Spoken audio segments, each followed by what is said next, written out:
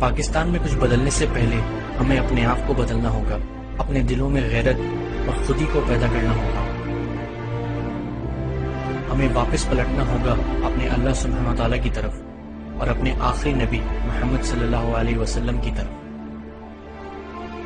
قیامت سے پہلے پوری دنیا میں نظام خلافت اللہ منہاج النبوت قائم ہوگا، ہو کر رہے گا، اس میں کوئی شک اور شبہ مجھے نہیں، اور نہ ہونا چاہیے کسی کو بھی جس کا بھی ایمان ہے محمد الرسول اللہ صلی اللہ علیہ وسلم پر، صحیح اور پختہ حدیث کے اندر موجود ہے۔ لہذا اس کے لیے جدوجہد ظاہر بات ہے کسی ایک ملک سے شروع ہوگا، اس کے لیے مشیت خداوندی بہت عرصے سے اس خطے کے لیے کچھ طے کر چکی تھی۔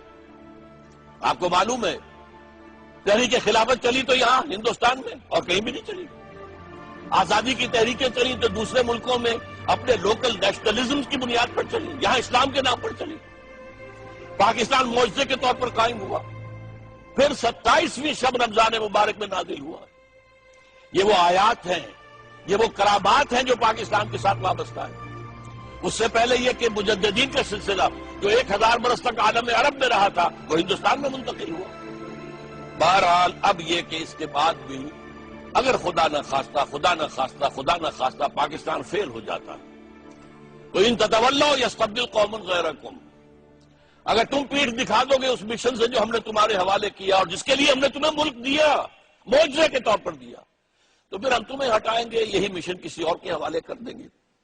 اللہ تعالیٰ اس وقت سے ہمیں بچائے اور ہمیں توفیق دے، ہم اسلام کے سپاہی بنے، ورنہ ہمارا حشر وہ ہوگا جو سورہ اعراف میں ایک شخص کا ذکر کیا گیا ہے، وَاتْلُ عَلَيْهِمْ نَبَأَ الَّذِي آتَيْنَاهُ آيَاتِنَا۔ ایک بلعام بن بعمورہ ہوتا تھا، بہت بڑا درویش، بڑا صاحب کرامت بزرگ، ہم نے اسے اپنی آیات عطا کی تھی، آیاتنا، فانسلخ منها، اس میں سے نکل بھاگا، فَأَتْبَعَهُ الشَّيْطَانُ، تو شیطان اس کے پیچھے لگ گیا، فَكَانَ مِنَ الْغَاوِينَ، پھر وہ انتہائی گمراہ ہو کر رہا۔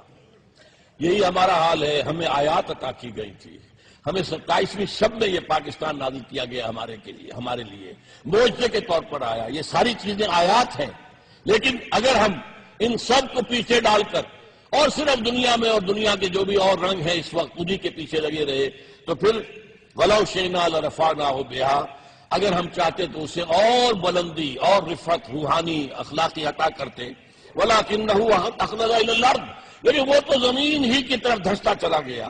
اس کے بعد آگے تھوڑے فرمایا ہے ذَلِكَ مَثَلُ الْقَوْمِ الَّذِينَ كَذَّبُوا بِآيَاتِ اللَّهِ، یہی مثال اس قوم کی بھی ہے جو اللہ کی آیات کو جھٹلا دیں۔ فَقْصُصِ الْقَصَصَ لَعَلَّهُمْ يَتَفَكَّرُونَ، تو اے نبی ان کو یہ واقعہ سنا دیجئے، شاید کہ یہ غور کریں، سوچیں، کہیں ایسا نہ ہو کہ ہم بلعام بن بعورہ بن کر رہ جائیں اور ہماری داستان جو صورت پھر یہ ہوگی کہ تمہاری داستان تک بھی نہ ہو۔ قائد اعظم کے چند الفاظ تو میں چاہتا ہوں کہ آپ کو میں سنا دوں، یہ ویسے تو پورا آپ کو مل جائے گا اس کتابچوں کے اندر۔ ٹی بی کے جب مریض تھے اور آخری دن تھے زندگی کے، لاہور سے، میں میڈیکل کالج میں پڑھتا تھا، ہمارے پرنسپل ہوتے تھے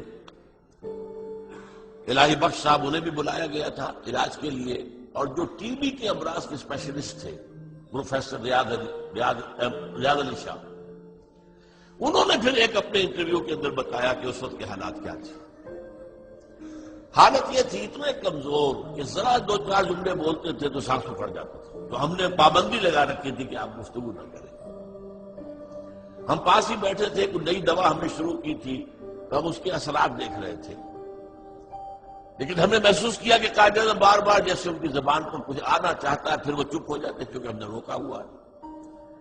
تو ہم نے کہا یہ اندرونی کشمکش تو زیادہ خراب کرے گی، تو ہم نے کہا قائد اعظم فرمائیے کیا فرمانا چاہتے ہیں۔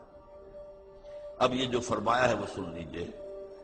تم جانتے ہو جب مجھے یہ احساس ہوتا ہے کہ پاکستان بن چکا ہے تو میری روح کو کس قدر اطمینان ہوتا ہے۔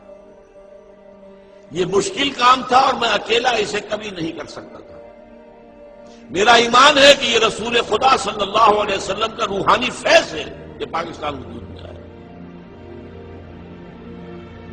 اب یہ پاکستانیوں کا فرض ہے کہ وہ اسے خلافت راشدہ کا نمونہ بنائیں تاکہ خدا اپنا وعدہ پورا کرے اور مسلمانوں کو پوری زمین کی بادشاہت۔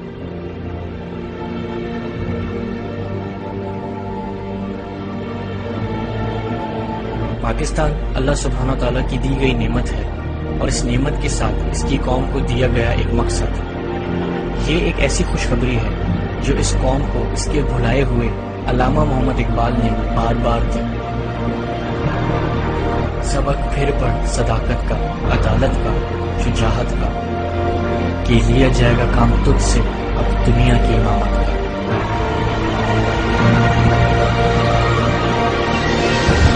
پاکستان پائندہ باد۔